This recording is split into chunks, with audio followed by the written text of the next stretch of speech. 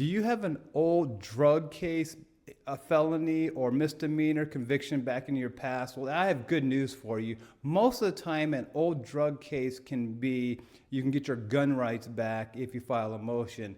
And the reason why I say it's such good news is because drugs are usually the issue where the courts have the least problem with when they're restoring gun rights back. And I mean like real drug cases too, like not just possession cases. I mean like I've had transportation cases, I've had manufacturing cases of pretty big quantities of drugs. And I filed a motion to get my client's gun rights back, because they were like class 4 felonies or whatever.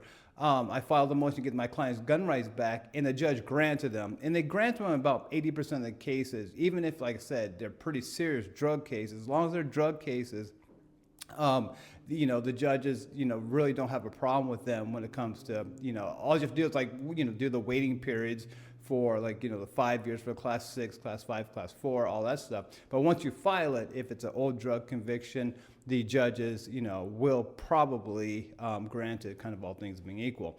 So tomorrow I'll talk about another class of crimes where the judges they don't have a big problem with that, and those are theft cases, theft and fraud cases. I'll talk about those tomorrow. Thanks.